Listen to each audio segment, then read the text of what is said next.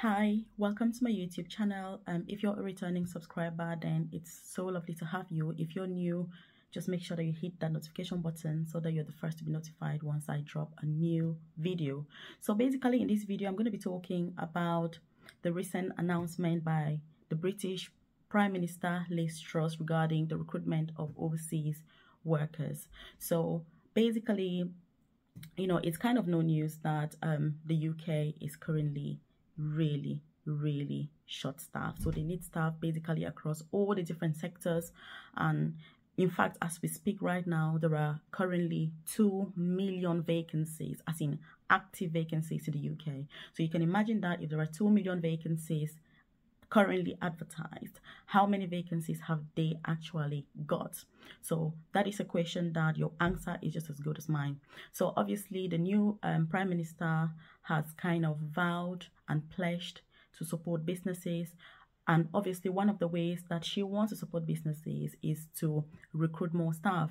The truth is that there are so many different jobs that there are just not enough people in the UK to do those jobs, and even those in the UK are not very keen to do them. And some of the reasons are because generally they are low paid jobs, they are obviously unskilled jobs. There's probably not really much career progression in those areas, which means that the best option therefore is always to look overseas to recruit staff. But what I'm going to say is, it doesn't matter if you are currently overseas and you're considering moving to the UK. Even if you get one of these low-skilled jobs, it really doesn't matter, because once you get to the UK, you can always progress. You can always study. You can always learn the culture within the area. You can always develop. There are so many opportunities once you are here. But obviously, if this is what you want to do for the rest of your career, that's also absolutely fine. And by the way, in case you're wondering, I'm all about career progression in the UK and also entrepreneurship. So that's what you see a lot of in this channel.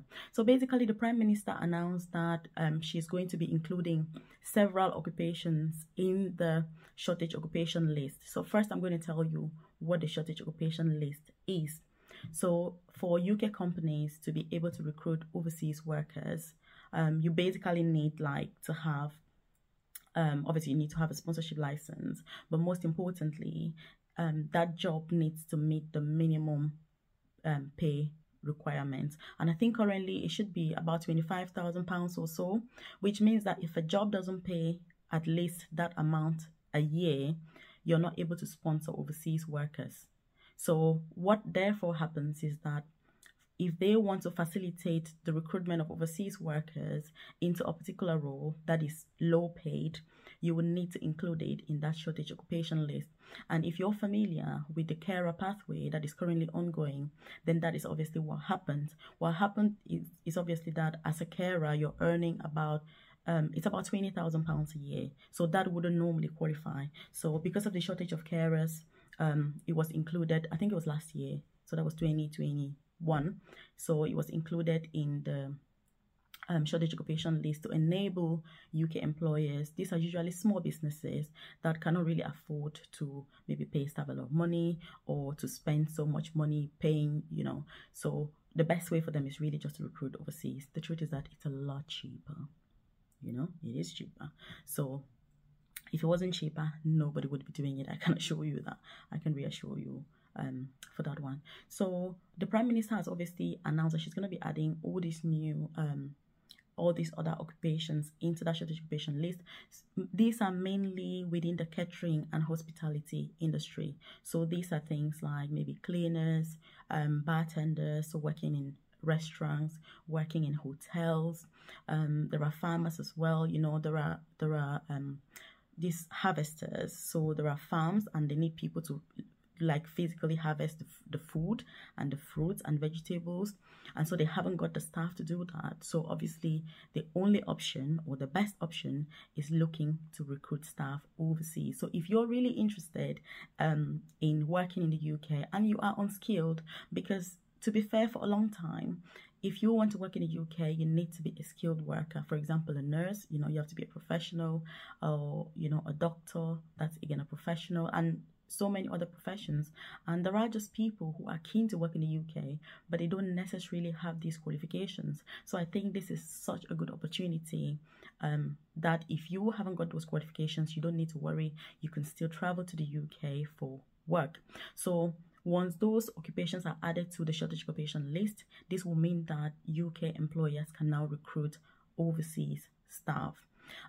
Again, something that you may be thinking about if you're interested in this sort of pathway is what are the requirements going to be. So obviously, once it's added onto that list, you know, in terms of the pay, you're kind of covered. Employers are covered as well. But in terms of requirements from candidates, generally to have a UK visa, they like to have some sort of an English test. But the good news is, because these are unskilled jobs, the English requirements are not really going to be that high. So you would need a UKVI kind of English test, IELTS, UKVI version of it, just to demonstrate that you've got that basic understanding of the English language. Because obviously, if you're working in the UK, it doesn't matter whether you're harvesting fruits, or, you know, you're a carer, or you're working in a pub, you're working in a restaurant, you're working in a hotel, you still need to be able to communicate in basic English language. So, you know, it's a bit fair that that requirement is there. So I think that will kind of be, you know, the main thing to look at. So if you're considering traveling, I'll say start preparing, you know, start getting ready. Not necessarily packing your bags yet, but, you know, get your international passport ready. You know, that is a requirement, obviously, if you're getting a visa. You can start preparing for your UKVI English tests, because again, those are the sort of requirements that we already kind of know that are going to be required for you know, just getting that UK visa. So, you know, it's such good news, really, because the more of us obviously are in the UK, the better. You know, I came to the UK as well, you know, as a student. After studying, I stayed over.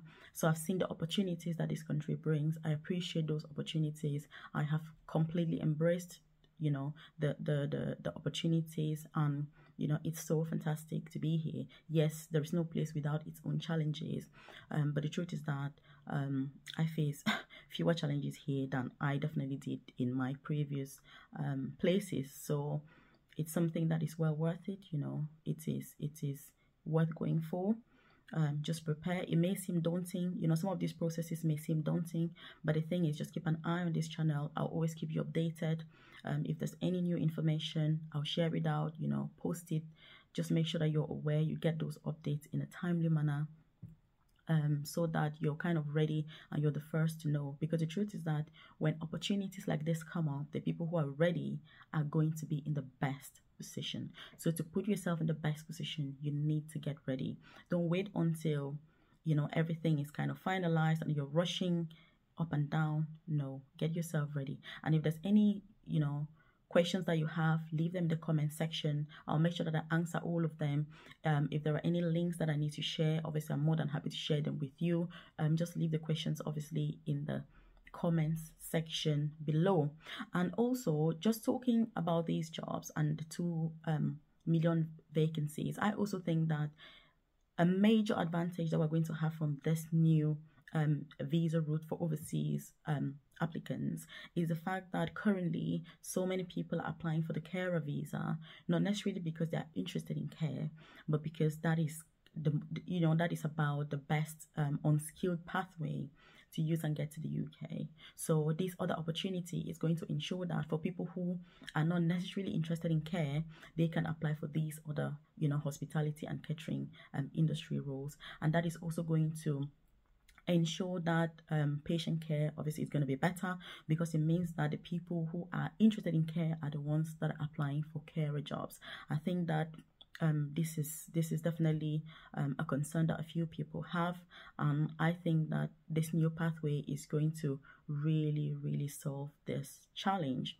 which is currently, you know, an issue. And I think in the next year or two, it's only going to be a bigger issue.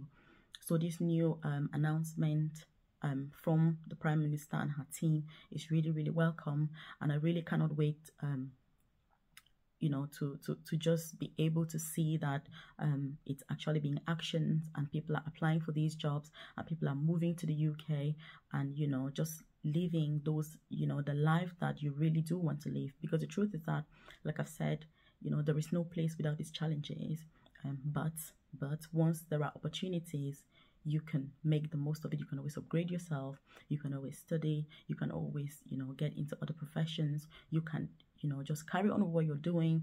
So, you know, it's really, really an excellent opportunity.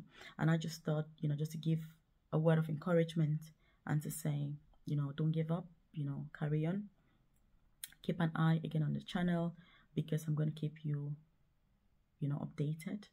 You know, leave any comments, questions, queries in the comment section, and you will be posted on all that. So how many jobs there are, obviously they just said it's going to be thousands, but like I said, 2 million vacancies. We can expect that this particular pathway should be starting pretty soon.